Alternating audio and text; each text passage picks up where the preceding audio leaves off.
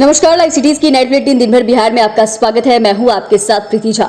खबरों की शुरुआत करेंगे, लेकिन उससे पहले एक नजर डालते हैं आज की सुर्खियों पर। नेपाल में बड़ा हादसा, 43 लोगों से भरी भारतीय यात्री बस नदी में गिरी। सीएम नीतीश ने जदयू नेताओं को दी बड़ी जिम्मेदारी। बिहार पहुंचे केंद्रीय कृषि मंत्री ने किसानों के लिए किया बड़ा ऐलान। पटना एम्स के सीएसओ पर गोलीकांड में आरजेडी विधायक रितलाल यादव ने दी सफाई।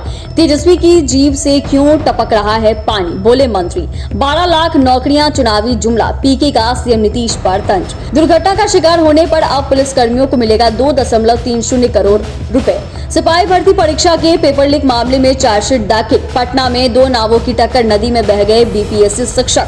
पटना समेत 23 जिलों में बारिश का अलर्ट। और अब खबरें विस्तार से। नेपाल में यात्रियों से भरी बस नदी में गिर गई। इस पर 43 यात्री सवार थे। बस उत्तर प्रदेश नंबर की थी। नेपाली सेना के प्रवक्ता कुमार नेउपाने ने पुष्टि करते हुए कहा कि बस दुर्घटना स्थल से 14 शव निकाले गए। उत्तर प्रदेश के रिलीफ कमिश्नर ने कहा कि महाराजगंज जिले के एसडीएम को नेपाल भेजा जा रहा है। नेपाल में भारतीय दूतावास राहत एवं बचाव कार्य में लगे स्थानीय अधिकारियों के साथ समन्वय कर रहा है। साथ ही दूतावास का आपातकालीन राहत नंबर 97798511070221 जारी किया है।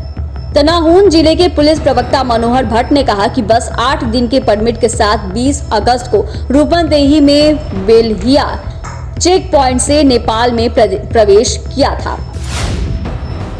जदयू के राष्ट्रीय अध्यक्ष का पद संभालने के बाद मुख्यमंत्री नीतीश कुमार पार्टी के विस्तार को लेकर लगातार कोशिश में जुटे हैं। पिछले दिनों जदयू ने ऐलान किया था कि वह झारखंड में एनडीए के साथ गठबंधन कर विधानसभा चुनाव में उम्मीदवार उतारेगी, लेकिन अब राष्ट्रीय अध्यक्ष नीतीश कुमार एक कदम और आगे बढ़ गए हैं। जदयू नेताओं को बड़ी जिम्मेदारी सौंपते हुए कई राज्यों में प्रभारियों को नियुक्त कर दिया गया है। सीएम नीतीश ने अपने करीबी मनीष कुमार वर्मा को उड़ीसा और कर्नाटक का प्रभारी बनाया है, जबकि श्री भगवान सिंह कुशवाहा को दिल्ली का प्रभारी, श्रवण कुमार को उत्तर प्रदेश का प्रभारी बनाया गया। इसके साथ ही राष्ट्रीय अध्यक्ष नीतीश कुमार ने पार्टी के अन्य नेताओं को राज्यों की जिम्मेदारी सौंपी है। पटना के श्री कृष्ण मेमोरियल हॉल में शहीद रामफल मंडल की याद में शहादत सम्मेलन का आयोजन किया गया। इसमें केंद्रीय मंत्री शिवराज सिंह चौहान समेत बिहार भाजपा के कई दिग्गज नेता शामिल होने पर मंच पहुंचे।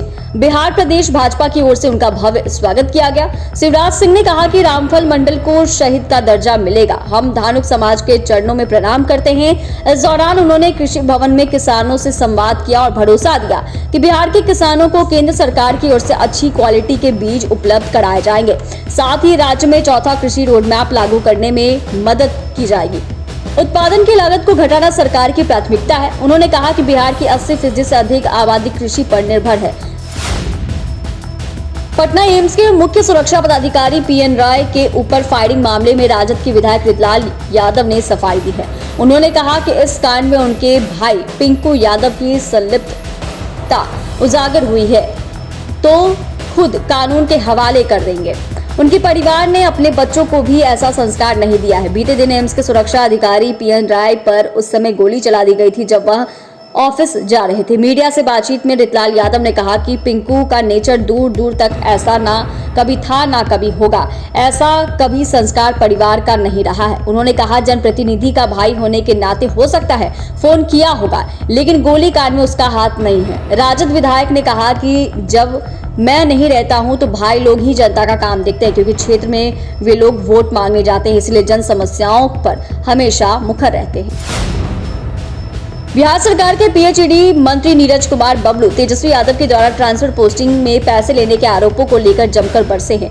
उन्होंने कहा कि जनता ने मन बना लिया है, पुनः अब लूटने नहीं देंगे। उन्होंने कहा कि जिस समय वे 5-5 विभाग दबाकर सरकार में बैठे थे और वसूली करते थे तो आदत तो लगा हुआ है। अभी तो ट्रांसफर पोस्टिंग का समय भी नहीं है। जीभ से पानी टपक रहा है।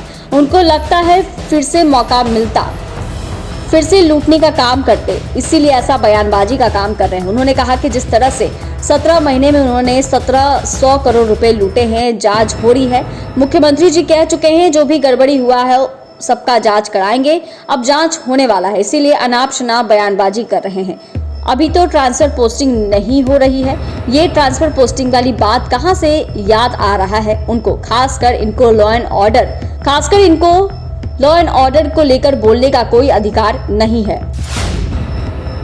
जन सुराज के सूत्रधार प्रशांत किशोर ने बिहार के मुख्यमंत्री नीतीश कुमार पर निशाना साधा है। पीके ने नीतीश ने 2015 के विधानसभा चुनाव में जिन 7 निश्चयों की घोषणा की थी, उन्हें कुर्सी के बचाने के चक्कर में भूल गए हैं। नीतीश कुमार के सरकार ने 12 लाख लोगों को नौकरी देने के वादे को भी चुनावी जुमला बताया। प्रशांत किशोर ने कहा कि नीतीश के 7 निश्चय पर अब तक क्या काम हुआ है, इस बारे में कोई हिसाब किताब नहीं दिया गया है। मुख्यमंत्री ने बिहार के युवाओं से वादा किया था उनकी सरकार 18 से 35 साल के बीच के हर बेरोजगार को भत्ता देगी। इसके अलावा 1 करोड़ से ज्यादा परिवारों के बच्चों को 12वीं के आगे की पढ़ाई के लिए सस्ता कर्ज देने का वादा किया गया था। सरकार के आंकड़ों के अनुसार पिछले 10 सालों में महज 9 लाख लोगों को ही इस योजना का फायदा मिला है। अब सीएम नीतीश 12 लाख नई नौकरियां देने का ऐलान कर रहे हैं। यह सिर्फ एक चुनावी जुमला है।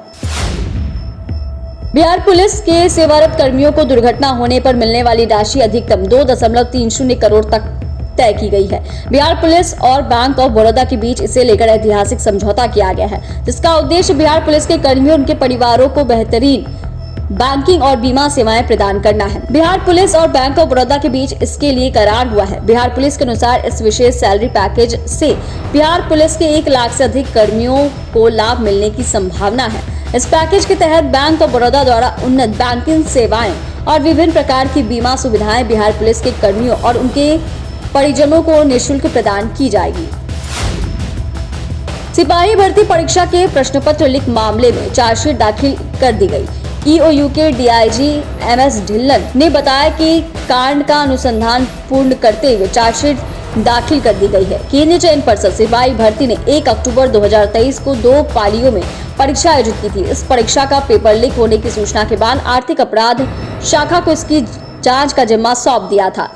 आरोपित किए जा रहे अभियुक्तों में गिरोह के सरगना संजीव मुखिया के बेटे शिव उर्फ बिट्टू, उसके मुख्य सहयोगी अश्विनी रंजन उर्फ सोनू, विक्की कुमार, अभिषेक के अलावा प्रिंटिंग प्रेस का मालिक और साजिश में शामिल प्रेस के कर्मी भी हैं। दानापुर में गंगा नदी में डूबने से एक सरकारी शिक्षक की मौत हो गई। जानकारी के मुताबिक शिक्षक अपने अन्य साथियों के साथ स्कूल जाने के लिए गंगा नदी नाव से पार कर रहे थे, तभी सामने से आ रही नाव से टक्कर हो गई। इस टक्कर में बीपीएससी शिक्षक गंगा नदी में गिर गए। शिक्षक की डूबने से मौत हो गई। अब शिक्षक बचाने के लिए लोगों से गुहार लगा रहा था, तब नाव में मौजूद किसी भी शिक्षक ने उन्हें बचाने की कोशिश नहीं की। यहाँ तक कि नाविक ने भी डूबते शिक्षक को बचाने की कोशिश नहीं की। घटना के बारे में महिला शिक्षक साथी ने बताया कि हम लोग रोज मोटरसाइकिल के साथ ही आते थे। स्कूल में परीक्षा चल रही थी। आते ही टीचर ने बाइक लगाया और फिर कॉपी रखे थे। इस बीच एक दूसरे नाव में टक्कर मार दी गई। मानसून एक बार फिर मजबूत होकर सक्रिय हो गया। अगले 72 घंटे में झमाझम बारिश देने वाले हैं। राजधानी पटना के लोगों को कई दिनों बाद गर्मी और उमस से राहत मिलेगी। मौसम विभाग ने पटना, मुजफ्फरपुर और वैशाली समेत कई जिलों में बारिश का येलो अलर्ट और जहानाबाद, गया में बारिश का ऑरेंज अलर्ट जारी कर दिया है। इसके अलावा पश्चिमी चंपारण, पूर्वी चंपारण, सारण, सिवान, गोपालगंज, सीतामढ़ी, मधुबनी, मुजफ्फरपुर, दरभंगा, वैशाली, शिवहर, समस्तीपुर, बक्सर, भोजपुर, रोहतास, भभुआ, औरंगाबाद और अरवल में बारिश का पूर्वानुमान जारी किया गया है। चैनल को सब्सक्राइब करें, फेसबुक पेज को लाइक करें। धन्यवाद।